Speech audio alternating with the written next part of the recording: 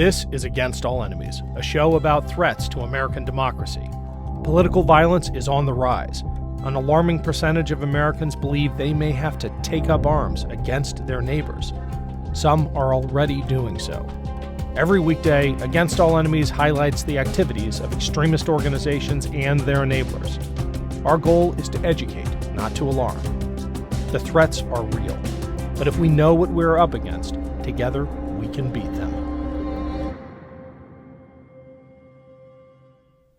It's Ken Harbaugh with Against All Enemies. I'm going to start with a clip of an interview with a Trump supporter at a recent campaign rally. I'll share my thoughts afterwards. Good. I'm here to guarantee Trump gets back in and get rid of the corruption that's in the White House right now. It's a disgrace.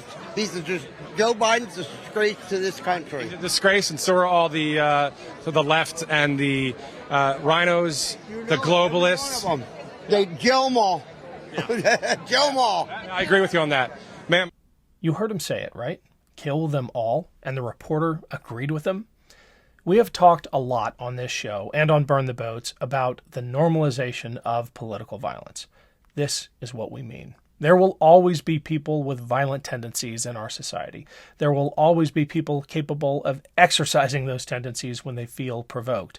What's different and dangerous about the moment we're living in is that it has become acceptable to express the desire to physically harm, even kill, your political enemies.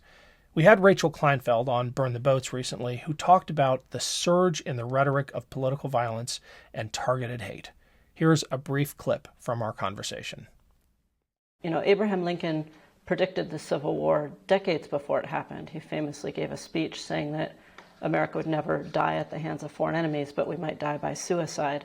And it's because he saw targeted hate. It was a speech right after a series of lynchings and kind of mob actions against African Americans, and he could see the rule of law decline and how that could lead eventually to civil war. And that's what we're seeing now. We're seeing political violence up 5 times, threats against members of Congress up 10 times, that kind of thing.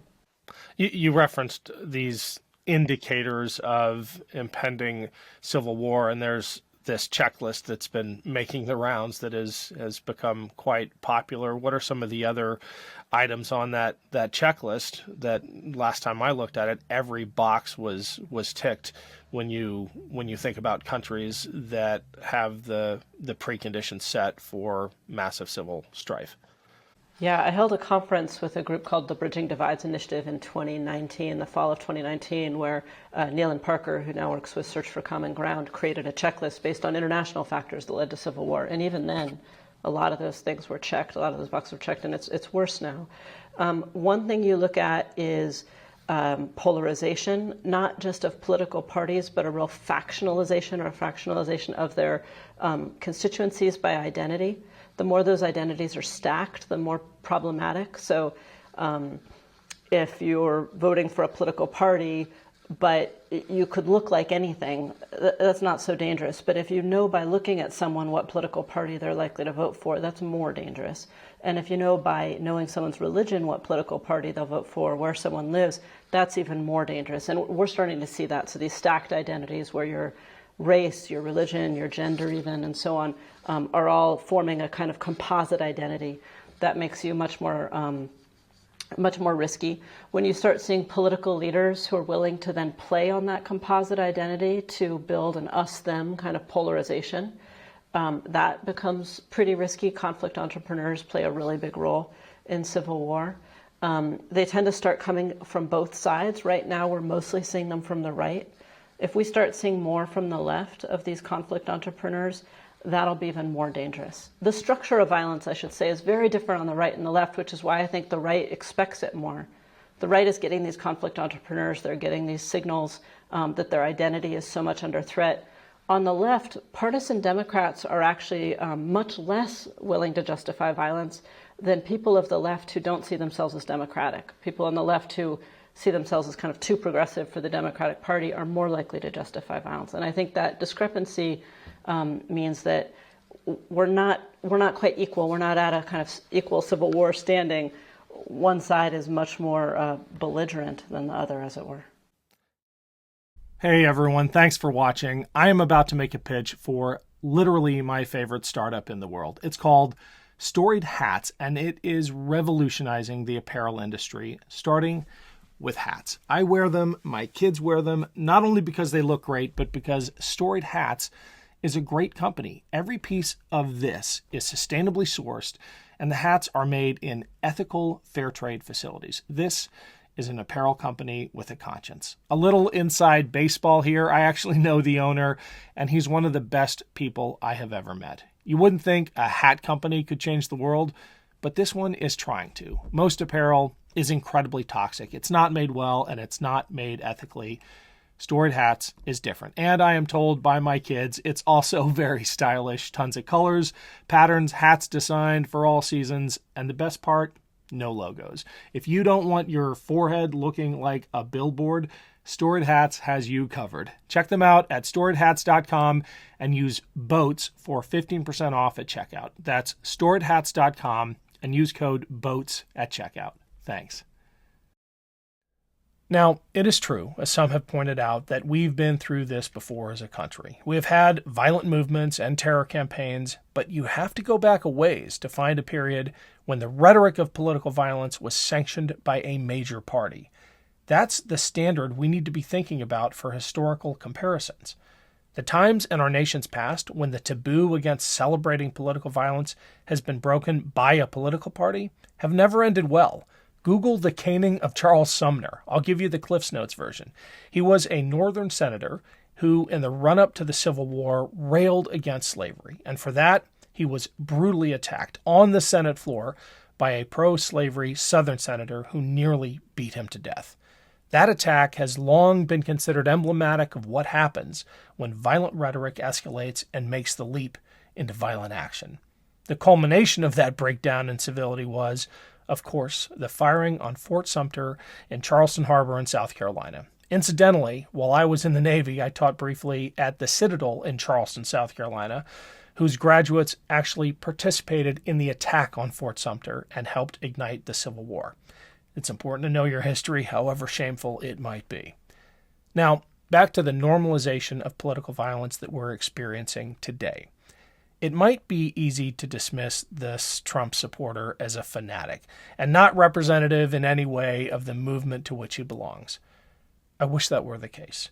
Here's an audio clip of the Speaker of the House, Kevin McCarthy, just weeks after Nancy Pelosi's husband was viciously attacked by a home intruder wielding a hammer, joking about using the Speaker's gavel to assault Nancy Pelosi herself. I'll make just one promise to you. If we win the majority, which I know we're going to, you're all invited. If you come to this court, but more importantly, I want you to watch Nancy Pelosi hand me that gavel.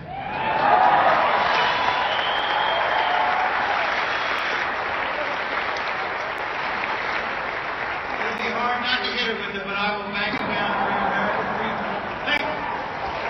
This is what the normalization of political violence looks like. It's when supposedly normal people resort to the rhetoric and symbology of violence in their conversations about politics. Now, when you combine that with a cultish mindset, the unthinkable becomes thinkable. You have a weakened taboo against political violence and a movement willing to do anything for its leader. January 6th was the epitomization of that. But if you think the MAGA movement learned its lesson, it didn't. Its cultish nature has become a point of pride. I am a huge Trump supporter, and I was just told yesterday that I was part of a cult, and I'm damn proud of it. I am. Not only does he part of us, he's part of us. He truly is, and the things that the liberals are putting his family through is horrendous. This interview wasn't at some lunatic fringe rally held off the grid. It was a campaign event for the leading contender for the Republican presidential nomination. And here is possibly the worst clip from this rally. Before I share it, I want to say that I have enormous faith in young people's ability to organize and resist and to see through the disinformation and lies that have captured the Republican Party. You see clear evidence of that in the voting patterns of young people. But that doesn't mean they're immune to the propaganda being churned out by extremist MAGA Republicans. As infuriating as those prior clips may have been, this one is just sad. I think you'll agree. We love Trump! We love Trump! We love Trump!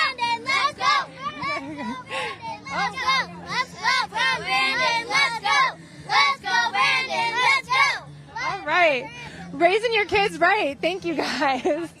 And of course, the reporter, Christina Bobb, had to add, raising your kids right. I am not sure what to say, except that the truth matters, and every so often it gets through, even to people like the ones who show up at these rallies. I know this episode has been a bit of a downer, so I thought I'd sign off on a slightly lighter note. Here's a bit of that truth coming out. How excited were you when you found out there was going to be a rally here?